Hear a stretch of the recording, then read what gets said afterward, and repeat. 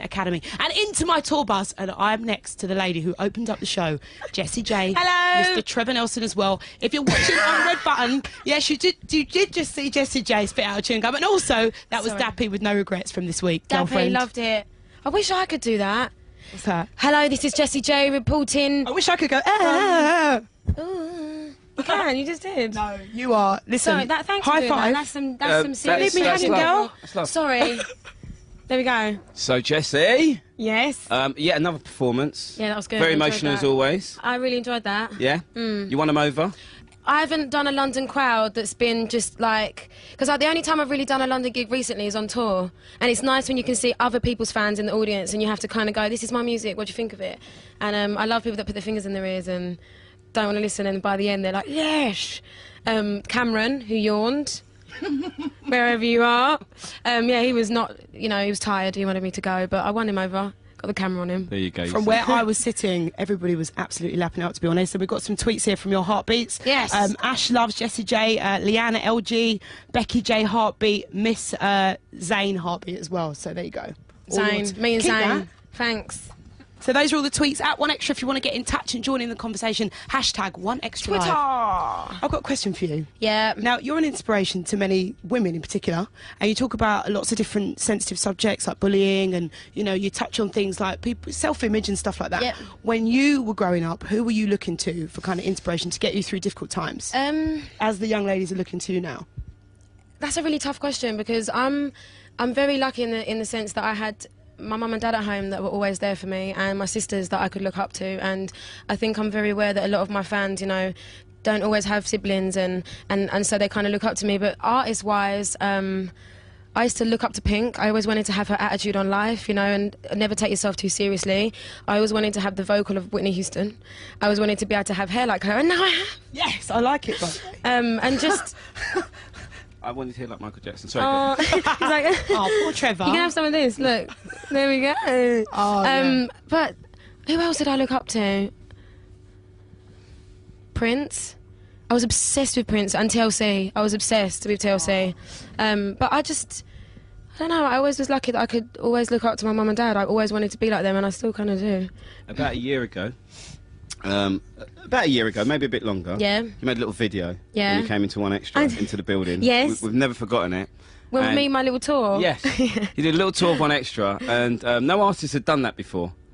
And you said, I'm in 1xtra, and you were kind of mad excited and very enthusiastic. And I remember that was when you got my attention properly. I mean, we had tunes coming through from you, but I thought she's not a normal artist, this girl. She's a bit out there. Do you know what I mean? You have a sort of stage persona that not many.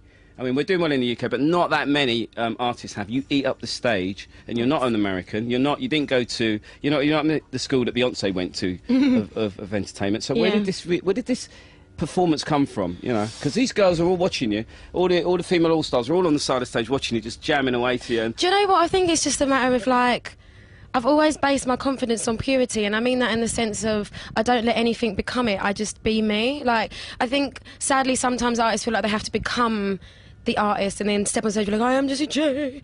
And I'm like how I am off stage when I am on stage, if that makes sense. I think that when I was younger, I'd go to concerts and I hated feeling like I'm the person watching and you're the performer and there's a wall, and I always wanted to break that wall down and go, how are you feeling?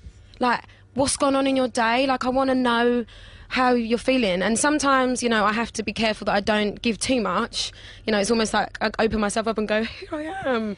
But I just like saying, I've had a really bad week this week, and that really cheered me up.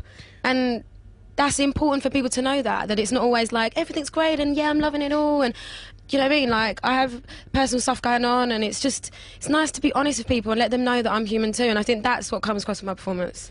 And if you're really open like that on stage, do you ever actually feel like kind of crying and being very... Totally. I mean, you have no idea. Up? I cried when I came off from xtra because it wasn't the performance that I wanted to give, and it's so hard because instantly presume that you think it was amazing even if it wasn't in tune, and it wasn't always in tune, and I knew that, but I couldn't take my ear out and listen to the wedges because it's live TV and you haven't got a chance to go, Soundman, can you just turn the track up into this you haven't got that. But I don't know that people tweeted you. That was mean. But that's what they do. That's what this world is now. It's instant, let's send angry stuff behind a computer screen, and sometimes however much everyone goes, it shouldn't let it get to you, the haters, it does. Yeah, of course. But at the same time though, it also gives amazing access to your fans. Exactly. No, everybody's got a fan base. Everybody's got a fan base as soon as they make a record. Totally, and I mean, my Twitter is somewhere I can actually like talk straight to my fans and get to know what's going on in their lives, you know, and that it's nice to know that.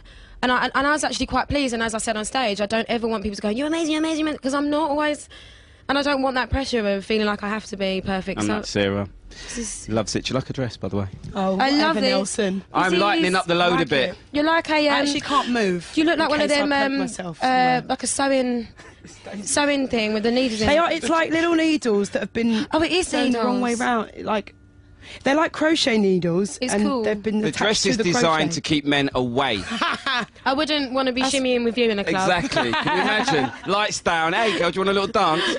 Get close. I was actually scared that I was going to lay down and get up, and there was going to be a piece of my like extensions on the floor. I was convinced that one was going to fall out. You got your hairdresser here, right? Yes. She was standing by me off stage. She was freaking out. Your hair, she goes, oh my God, as the performance went on, the hair started malfunctioning. Look, it's doing it again, look. It's got a life of its own, hasn't it? I loved it when the fringe came. And I was it's like, I don't want to be clipped back. I want to be a fringe. So, you know, this year's been insane. Yes, it has. You're going on holiday, you're getting some downtime. What, you know, when are you going to sort of take your foot off the pedal? Christmas, family. I think that's the time when everyone shuts off, the world just wants to kind of go, that's it, now I'm done, I want to go have some family time, and I need to do that. I need to see, you know, all my family, not just immediate, but cousins and everybody, and granddads and nans, and spend some time. Are all the Christmas presents on you, though? I mean, this is the problem. Do you know, I've done no Christmas shopping. It's not as easy. Like last year... It's not about the price tag. Last year, I went to Westfield and got, what are they called? What are they called? Come on. Don't look at me, I don't shop. Like, I don't know, give me a clue. I've got it. I don't know.